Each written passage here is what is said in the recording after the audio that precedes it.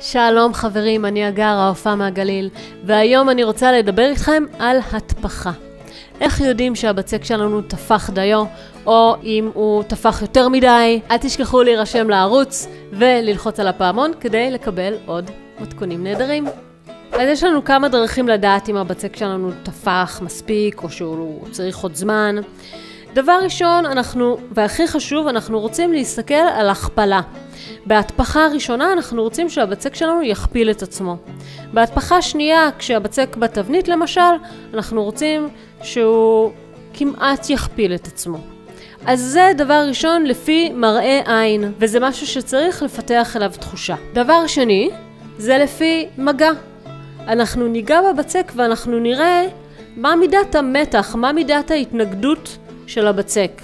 אם הבצק מאוד מתנגד והוא מרגיש צמיגי, אז יש לבצק עוד זמן לתפוח. אם הוא ממש רך וקורס, אז כנראה שהוא תפח יותר מדי. יש את מבחן האצבע, שהוא לא מבחן מדויק, אבל אם נלחץ עם האצבע שלנו על הבצק, אנחנו נוכל לראות את הטביעת אצבע שלנו.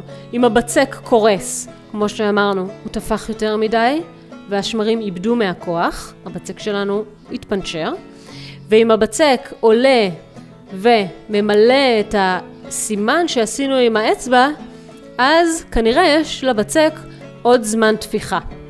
זה לא מדע מדויק, השיטה הזאת, אבל זה נותן לנו איזושהי אינדיקציה. בנוסף, אנחנו יכולים מניסיון לדעת למשל כמה זמן לוקח לבצק חיטה שלנו לתפוח, כמה זמן לוקח לבצק כוסמין שלנו לתפוח בקיץ או בחורף, ולפי זה לתת לעצמנו אינדיקציה בראש או בטיימר כמה זמן זה יכול לקחת.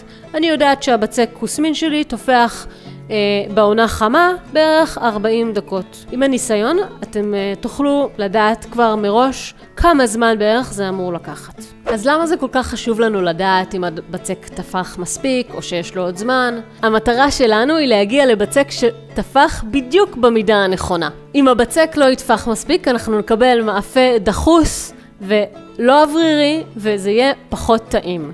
אם הבצק יתפח יותר מדי, הבצק שלנו יתפנצ'ר, ואנחנו נקבל לחם גם למעשה דחוס ולא טעים. אז אנחנו רוצים להגיע למידת ההתפחה הנכונה, כדי לקבל את המאפה המושלם, אוורירי, טעים ויפה. עד כאן חברים, טיפ להתפחה. תגידו לי מה אתם חושבים בתגובות, אם יש לכם שאלות. אני מקווה שנהניתם מהסרטון. תנו לייק, ונתראה בסרטון הבא.